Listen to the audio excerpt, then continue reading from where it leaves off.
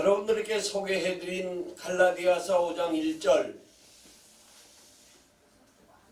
그 내용을 보면 자유에 대한 주제의 말씀입니다. 자유. 그 자유는 이 땅에 있는 모든 생물체에게 다 적용이 됩니다. 동물은 물론 식물에게까지 그 자유라는 것은 대단히 중요한 것입니다. 인간의 신뢰관계에 있어서도 그 자유는 대단히 중요합니다. 우리나라 문재인 대통령이 존경하는 사람은 신영복이라고 하는 사람을 존경한다고 합니다. 신영복은 가톨릭 대학교 교수를 한 사람입니다. 그에 대해서는 이미 여러분들이 잘 알고 널리 신영복이라고 하는 사람에 대해서는 소문이 나 있는 사람입니다. 나는 그 사람을 존경하지 않습니다. 나는 존경하는 사람은 남아프리카 공화국에 있는 만델라라고 하는 사람을 존경합니다. 그는 27년간 감옥살이를 하다가 추록을 했습니다. 그는 민권운동을 하다가 감옥에 갇힌 사람입니다. 민권운동을 한 이유는 그 나라는 백인의 국가입니다. 흑인의 국가입니다. 흑인의 국가임에도 불구하고 정권은 누가 잡았느냐 하면 백인들이 잡고 있습니다. 백인들이 잡고 있는 나라에 흑인의 민권운동이라고 하는 것은 대단히 모험적인 것입니다. 그래서 그는 민권운동을 하다가 27년간이라고 하는 긴 세월을 감옥에 갇혀있습니다.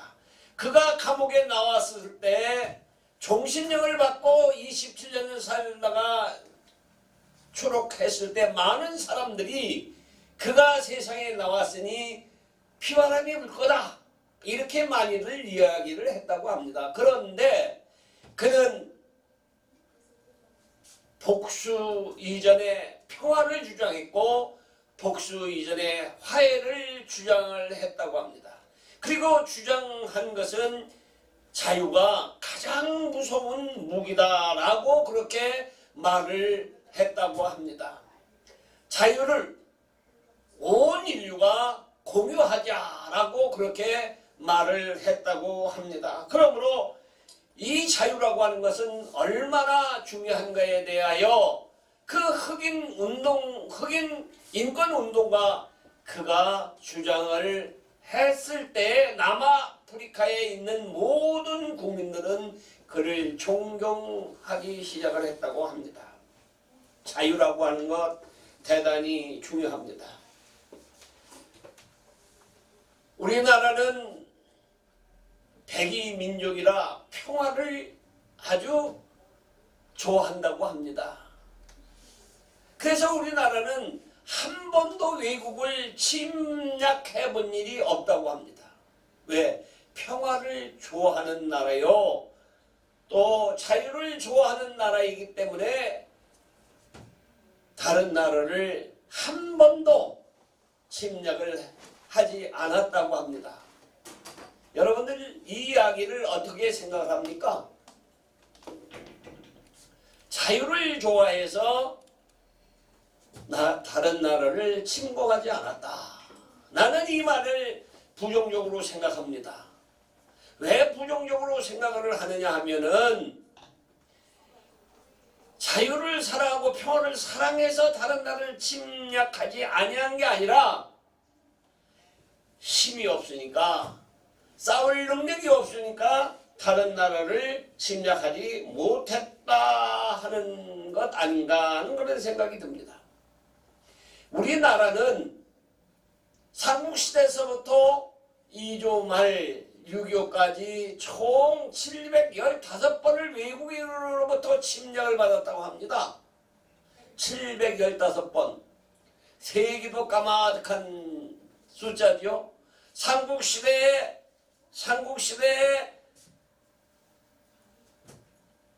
20번 침략을 받았고, 고려시대에 515번, 그리고 조선시대에 178번,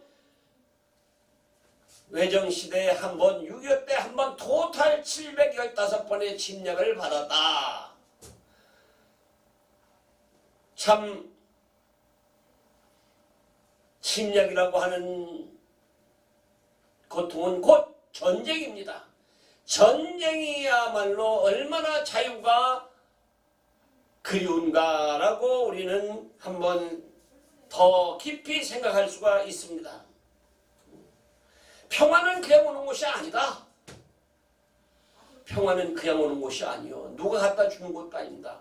평화는 능력이 있을 때, 힘이 있을 때 평화가 오는 것이다 라고 저는 생각을 합니다. 그런데 이 세상 어디에도 평화는 없습니다. 심지어 교회에서도 서로 분쟁을 하고 그치지 않는 정치 권력이 개입이 되어서 교회까지 분란을 일으킵니다. 이것은 미개한 나라의 행태를 보는 것 같은 현상이 보입니다. 대형 교회에 정치 권력이 스며들어서 그 교회를 분쟁으로 이끌어가고 결국은 그 교회가 분리되고 쪼개지는 그러한 것을 우리는 많이 보아왔습니다. 오늘 하나님께서는 갈라디아 교회를 통해서 자유가 얼마나 귀한 것이며 자유를 위해서 무엇을 어떻게 해야 하는가에 대하여 우리에게 설명을 하고 계십니다. 첫째로 자유로운 나라를 만들라. 그래서 자유로운 나라를 만들라. 자유.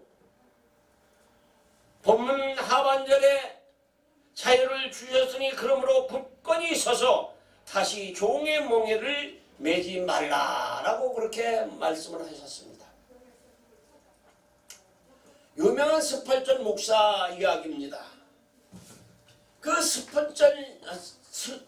부흥강사인 스펄전 목사는 어느 날 길을 가다가 어린아이가 새를 새장에 잡아놓고 새를 희롱하는 것을 보고 그 아이에게 물었습니다. 얘야, 앞으로 그 새는 어떻게 할래? 그랬더니 그 어린아이가 하는 말이 종 가지고 놀다가 죽여버릴 겁니다. 이렇게 얘기를 하더라는 거예요. 그래서 스펄전 목사가 가만히 생각하는 게 기가 막히거든. 그래서 스펄전 목사는 아이에게 돈을 주고 그 새를 사가지고 그 새를 아이가 보는 상태에서 하늘로 날려 보냈다고 합니다. 그 새는 자유를 얻어서 하늘로 치솟아 날아갔다는 그런 얘기입니다. 부활의 주님께서 우리에게 자유를 주셔서 죽음의 세장으로부터 구해내셨다는 사실을 우리는 똑바로 알고 또한 그것은 확실히 알고 있습니다. 그러므로 우리는 우리의 삶이 세장에서 나온 새처럼 미래를 향하여 힘차게 줄기차게 달려나갈 때 자유가 우리에게 구가가 되는 것입니다. 자유, 그 자유를 올바로 사용하는 자에게는 참 자유가 오지만 자유를 올바로 사용하지 아니하는 자에게 그 자유는 대단히 위험한 것이다 라고 하는 사실을 인류의 역사 속에서 우리는 발견할 수가 있습니다. 사회주의자나 공산주의자들은 자유에 대해 극히 제한적인 자유를 가지고 있습니다. 그들은 유물사관론자들이기 때문에 절대로 신을 용납하지 아니하고 하나님을 인정시 아니합니다. 그래서 지금도 기독교인들이 걱정하는 것은 우리나라 이 대한민국의 정권을 잡은 자들, 그들이 공공연하게 떠드는 이유는 뭐냐? 헌법 개정을 해서 종교를 재편하겠다 라고 공공연히 얘기를 하는데, 이 말을 들은 기독교인들이 무슨 생각을 하고 있을까? 또 많은 뜻 있는 사람들은 이 정권을 어떻게 생각하고 있는가? 우리는 깊이 생각을 해봐야 합니다. 이 사람은 국민을 얕보는 거요. 종교인을 얕보는 거요. 특히 기독교인을 얕보는 거요. 어떤 사람이 기독교는 무엇의 대상이다 라고 했. 혐오의 대상이 기독교다라고. 혐오의 대상. 우리가 믿는 기독교는 혐오의 대상이다라고 하는 겁니다. 참으로 어처구니 없는 말들입니다. 얼마 전 법무부 장관을 잠시 하다가 쫓겨난 법무부 장관이 있지요. 그가 하는 말이 뭐냐? 공산주의에서도 섬찟한 무기가 있습니다. 섬찟한 무기. 총도 아니요 칼도 아닙니다. 그것이 뭐냐면 죽창입니다. 죽창. 죽창이라는 거 여러분 보셨어요? 죽창이라는 건 대나무를, 그 강한 대나무를 빼촉하게 깎아가지고 사람의 가슴을 찔러 죽이는 것이 죽창이요. 근데 그는 그 죽창을 들고 일어서자라고 선동을 했습니다. 법무부 장관이라고 하는 사람이. 그리고 그가 자신이 고백하기를 나는 사회주의자다 이렇게 말을 했습니다. 동역자 여러분, 목사님 여러분, 자유는 공짜로 오는 것이 결코 아닙니다. 자유는 공짜가 없다. 우리는 정신 차리지 아니하면 우리가 믿는 기독교, 우리가 의지하는 기독교, 이 기독교가 어떤 모양으로 될지 우리는 심히 걱정을 하면서 이것에 대한 대처할 수 있는 이 무엇인가를 깊이 생각을 해야 합니다. 우리 모두 합심하여 그것을 막을 준비를 해야 하며 또한 합심해서 기도를 해야 하는 것입니다. 우리가 해보지 아니하는 영상기도회를 하는 이유도 우리는 합심해서 그들이 떠드는, 그들이 주장하는 그 일들을 막아내야 한다는 사실을 믿는 여러분들이 되시기를 축원합니다. 둘째로 평화의 나라를 만들라 이렇게 말씀을 하고 있습니다. 평화의 나라. 영국 어떤 지방 도시에서 평화라고 하는 주제의 미술 전시회가 있었다고 합니다. 그 미술 전시의 특상을 받은 그림을 많은 사람들이 그 앞에 서서 그림을 그리는데, 그림을 감상하는데 그 그림은 특별한 것이 아니라고 그러더라고요. 그 그림은 세차게 쏟아지는 폭포, 그 폭포뿐이더라. 그런데 그것이 특상을 받았다. 특상을 받는 데는 이유가 있었지 않겠습니까? 그래서 많은 사람들이 그림을 자세히 살펴보니 그림의 끝자락 부분에 중간 조금 내려가는 지점에 바위가 돌이 삐쭉 튀어나와 있는데, 그 삐쭉 튀어나와 있는 그곳에 어미새가 새끼 새에게 먹이를 주는 모습이 그려져 있다고 합니다. 어미새가 새끼에게 먹여주는 그 먹이를 그 어린 새들은 아주 기쁘게 받아 먹더라는 그 표현, 그것을 보고 아마 평화의 그림이다 라고 하지 않았을까, 그런 생각입니다.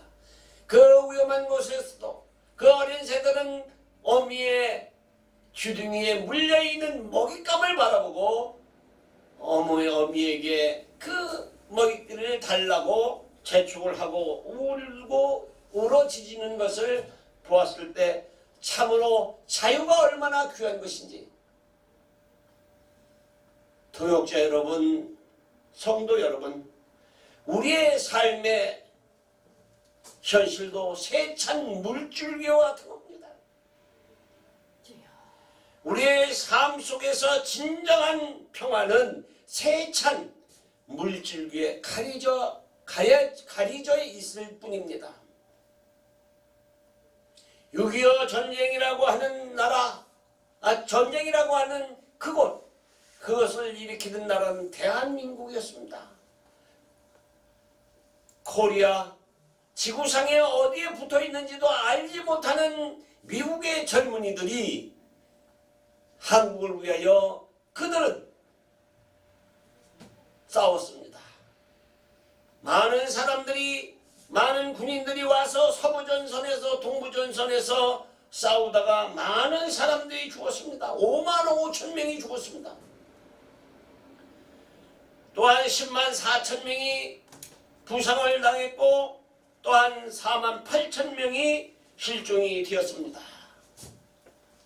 어디에 붙어있는 나라인지도 모르는 그 나라에 와서 그 많은 사람이 죽고 부상을 당하고 실종을 당했다는 얘기입니다. 왜 대한민국의 자유를, 평화를 위해서 그들은 그렇게 한 것입니다. 그뿐만 아니라 그 당시 아이젠하워 대통령의 아들도 한국전쟁에서 죽었고 페프리트 장군도 공군 중이었던 아들이 공중전을 하다가 전사를 했습니다. 오코 중장도 아들과 함께 동부전선에서 함께 죽었습니다. 이사장 팀 소장도 전쟁의 포로가 되었습니다. 이러한 미군들이 흘린 피에 오늘 대한민국이 서 있는 겁니다. 동역자 여러분, 성도 여러분, 자유는 결코 공짜가 아니다라고 하는 사실을 우리는 알아야 합니다. 자유는 결태로 공짜가 없다. 그 엄청난 피, 많은 유엔 나라들이 이 한국전쟁 6.25 전쟁을 위해 얼마나 많은 피를 흘렸는가. 그 피의 대가로 대한민국이 존재합니다. 그 많은 사람들이 시작하는 미국이 우리에게 어떤 관계입니까? 한미 동맹이 매우 중요한 것입니다. 앞으로도 미국이 아니면 자유국가를 존재시킬 수가 없을 거라고 생각이 듭니다. 그런데 우리나라 우파들은 배은망덕한 짓을 합니다. 한미동맹을 파기하려고 합니다. 낮은 연방제를 하자고 합니다. 낮은 연방제에 대해서 여러분들에게 이미 설명드린 것 같이 낮은 연방제가 과연 됩니까? 연방제가 됩니까? 큰 나라, 미국 같은 나라, 그런 나라는 연방이 됩니다. 소련이라고 하는 나라도 연방을 하다가 망한 것입니다. 공산주의 연방을 하다가 망한 것입니다. 여러분, 우리 기독교인들이 정신 차리지 아니하면 안 되는 이 중차대한 시기에 놓여 있습니다. 나는 우리 집 대문에다가 미국 성조기도 꽂아놓고 대한민국 국기도 꽂아놓았습니다. 그렇게 많은 사람들이 지나가다 흘끔흘끔 쳐다보는데 우리 둘째 딸이 아빠 저거 좀 내려놓고 저거 좀 내려놔 아빠. 왜? 저거는 특별한 사람이 하는 거야. 아빠 같은 사람은 하면 안 돼. 왜? 저거는 특별한 사람들, 그런 사람이 하는 거야. 그 특별한 사람이 어떤 사람인데 정신적으로 조금 이상한 사람이 그런 것을 한대요. 그래서 아빠도 정신적으로 조금 그렇다. 나라의 평화를 위해서, 나라의 자유를 위해서 나는 성조기도 귀하게 여기고 대한민국 태극기도 중요하게 열어서 여기서 우리 집 대문 앞에 그걸 걸어놓는다 이렇게 얘기했더니 우리 딸이 도저히 어떻게 할 수가 없는 듯이 아빠가 없으면 내가 그것을 꼭 내려놓을 거야. 하여간 우리는 싸움이 없는 나라를 소망합니다. 칼을 쳐서 보습을 만들고 창을 쳐서 낫을 만드는 그런 나라를 소망합니다. 자유의 나라를 위해서 우리는 만들어야 됩니다. 뭐를 만들어야 할까? 우리 조국을 다시 구축해 나가야 될 것입니다. 그런데 지금 하는 일들을 보면 너무나 엄청난 일들을 하고 있습니다. 이번 선거가 어떤 모양으로 끝날는지 모르지만 많은 사람들이 염려를 하고 있어요. 나는 정치적인 얘기를 하려고 이곳에 쓴 게 아니라 갈라디아서 1장 5장 1절을 보고 가슴이 뻐근했습니다. 사랑하는 동역자 여러분, 우리는 무엇을 어떻게 해야 될까요? 대한민국에 있는 목사들 30%가 좌파라고 합니다. 그들은 그 좌파가 뭔지도 모르고 좌파 노릇을 하는 겁니다. 우리는 기도하지 않으면 안 되는 것이고 우리는 그들을 위하여 다시 재교육을 위하여 힘써야 되는 것입니다. 사랑하는 동역자 여러분, 그리고 성도 여러분, 우리 힘써서 평화를 구축하고 평화의 나라를 만들기 위하여 우리 한번 일어서서 그 일을 위하여 꼭 성취하는 모든 기독교인이 되기를 주님의 이름으로 축원합니다. 마지막으로 비전의 국가를 만들어야 됩니다. 비전 있는 국가를 만들어야 된다는 겁니다. 비전이라고 하는 것이 뭘까? 비전이라고 하는 것은 여름날 쨍쨍 비치는 태양에 갑자기 쏟아지는 소낙비가 개이고 난 다음에 청명한 하늘과 같은 것이 비전은 아닙니다. 쨍하고 나타나는 것이 비전이 아니라고 하는 말입니다. 그런 비전이라고 하는 것이 뭐냐? 비전이라고 하는 것은 쉽게 얘기해서 자전거에 모터를 달면 오토바이가 되고 오토바이를 조금 크게 만들면 승용차가 되는 것이고 그것보다 좀 더 크게 엔진을 만들어서 걸어놓으면 그것이 아메리카 대륙을 횡단할 수 있는 대형 컨테너 트럭을 만들 수 있는 것이 그것이 곧 비전이라고 하는 것입니다. 이와 같이 어떤 목적을 이루기 위하여 우리는 최선을 다하고 그 단계를 인정해야 되는 것입니다. 사업도 개인의 성취도 단체의 성숙도 단계가 꼭 필요로 합니다. 그 단계에는 5가지가 있다고 하는데 그 5가지가 뭐냐 하면 첫째, 열망하는 과정이요. 둘째는 확신을 갖는 과정이요. 셋째는 준비하는 과정이요. 넷째는 실천하는 과정이요. 다섯째는 성취하는 과정이다. 이렇게 말합니다. 이런 과정을 통해서 우리의 모든 것이 이루어진다. 이와 같이 국가라는 기관도 어느 날 갑자기 세워지는 것이 아니요. 민주주의 국가가 어느 날 갑자기 민주국가가 되는 것이 아니고 자유국가가 되는 것이 아니라 그 자유를 위하여 희생하고 헌신의 대가로 자유국가가 세워지는 것입니다. 소속되는 한 사람 한 사람의 희생과 헌신과 핍박과 고통을 인내할 때 그 목표는 성취되는 것입니다. 공동체가 형성되고 그 공동체가 연합되면은 곧 국가가 되는 것입니다. 하나님께서 모든 것의 결과만을 중요하게 생각하시지는 않습니다. 결과의 동기와 과정을 하나님은 중요하게 보시는 겁니다. 이 말을 다시 보면 부자가 되는데 남의 집 도둑질을 해서 부자가 되는 그래서 그가 교회에 많은 헌금을 내는 그 결과를 하나님은 축복하지 아니하신다는 거예요. 그 헌금하는 과정을 하나님은 중요하게 생각을 한다라고 하는 것입니다. 자유는 우리에게 좋아하는 것을 하도록 하는 것이 자유가 아닙니다. 그 자유는 하나님이 기뻐하시는 일을 하도록 주어지는 것이 자유라고 합니다. 세계에서 가장 가난한 나라가 부자의 나라가 된 것이 어떤 과정인가? 복음 입국 150년 만에 1200만 성도들이 빈들에서 산골짜기에서 부르짖는 기도에 하나님은 응답하신 것입니다.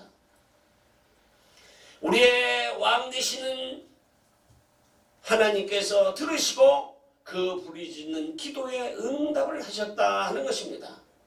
도역자 여러분, 성도 여러분, 이제 우리는 한동안 게을러서 기도하지 아니한 것을 우리는 회개하면서 기도를 회복해야 되는 것입니다.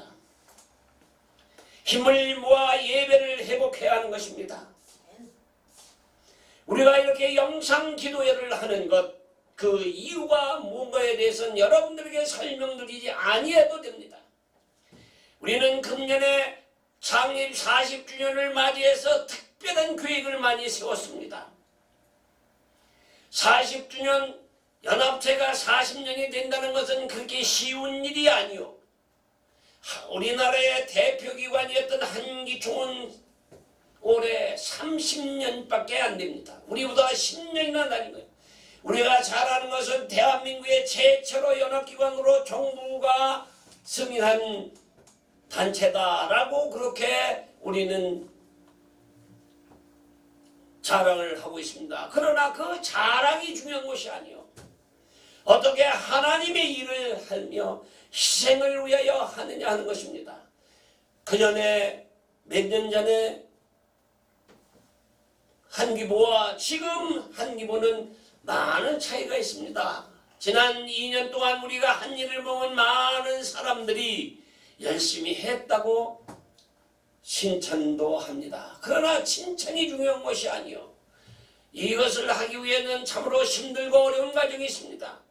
이렇게 오늘 이 밝은 조명하에서 이렇게 영상 기도를 준비하는 이것이 얼마나 힘들었는가. 우리 상임회장이 어저께 10시 반까지 이것을 준비했습니다. 이 무거운 쇳덩어리를 올려놓고 청계천에 가서 이것을 사면서 이틀씩이나 나가서 준비를 했습니다. 참으로 힘들었습니다. 우리 백병국 목사님 가가 차를 가지고 와서 실어왔고 어저께 밤늦게까지 준비를 했습니다. 그러고 보니까 이렇게 아름다고 호는 것입니다. 어떤 사람이 보면 우리 상임회장 신한철 목사님 조금 이상해 그러는지도 몰라요. 그래서 오늘 내가 조금 위로를 하고 싶었는데 절대 사양을 하더라고요. 그것이 희생입니다. 사랑하는 성도 여러분, 그리고 동역자 여러분, 이제 우리 정신 차립시다. 그리고 우리 합심해서 우리는 심판을 합시다. 사이로 선거, 이 선거가 잘못되면 평화고 자유도 모두 날아가는 겁니다. 제한이 없는 자유, 그것은 대단히 위험한 것입니다. 그러나 제한이 없는 자유를 잘 다스리기만 하면 그것이 외려 많은 사람들에게 축복이 된 것입니다. 이제 우리는 이 사이로 선거를 어떻게 할 것이냐, 우리는 결심하고 결단해야 됩니다. 내가 하는 것도 중요하지만 왜 그것을 해야 되는가에 대하여 우리는 깊은 관심을 가져야 됩니다. 성적이 부진할 때 그 이유가 뭐겠어요? 여러분들은 뭐라고 생각합니까? 첫째는 목표의식이 없었다. 것이 첫째 이유요. 둘째는 동기가 부족한 것이요. 셋째는 자신감이 부족하기 때문에 성적이 부진한 겁니다. 무엇보다도 중요한 것은 목표입니다. 목표. 구체적인 목표가 있으면 동기가 생기는 것이고, 동기가 생기면 자신감이 생기는 것입니다. 목표가 뚜렷하면 힘이 생기는 것이고, 목표가 분명하면 열정이 생기는 것입니다. 출항하는 배도, 이륙하는 비행기도, 시동을 걸고 있는 자동차도 빠르게 가는 것이 목적이 아닙니다. 중요한 것은 목적지가 어디냐 하는 것을 분명히 인식하고 가는 겁니다. 바울은 자신의 삶에 대하여 둯대를 향하여 그리스도 예수 안에서 부르신 부름의 상을 위하여 달려가노라 이렇게 말했습니다. 사랑하는 동역자 여러분, 우리는 왜 목사가 되었으며 우리는 왜 예수를 믿는 자가 되었습니까? 때로는 핍박을 받고 때로는 사회로부터 나름대로 격려를 당하는 현상이 있습니다. 지금 이 모습이 기독교인이 얼마나 소외를 당하고 있어요. 얼마나 핍박을 당하고 있습니까? 사랑하는 성도 여러분, 정신 차립시다. 왜 정신을 차리느냐? 비전의 국가를 만들기 위해서입니다. 평화의 국가를 만들기 위해서입니다. 자유의 국가를 만들기 위하여 우리는 정신을 차리지 않으면 안 되는 것입니다. 사랑하는 동역자 여러분들이요, 우리는 중체대한 시점에 나와 있습니다. 그래서 정부가 모이는 것을 방해하기 때문에 우리는 영상으로 기도회를 하는 것입니다. 이 영상 기도에 모든 회원들이 참여를 해야 되며 많은 사람들이 기도에 동참해야 됩니다. 이 기도는 말씀드린 것 같이 21일간 우리는 기도를 할 겁니다. 주일날 빼고 4월 9일서부터 4월 말일까지 기도회를 시작할 겁니다. 이것을 위하여 한 사람이 시작을 해야 됩니다. 그 한 사람은 정말로 힘든 기간이 될 겁니다. 이 준비하는 우리 백병국 목사님 여러분들 격려하고 기도해 주시길 바랍니다. 이것을 준비하는 모든 임원들 그들을 위하여 기도해 주시기 바랍니다. 위로해 주시기 바라고 격려해 주시기 바랍니다. 이제 40주년을 맞이하는 이 보수교단이 나름대로 성년이 완전한 장년이 되었습니다. 이 장년에 보수교단이 앞으로 나갈 길이 무엇인가를 우리는 분명하게 알고 있습니다. 이제 우리 다 함께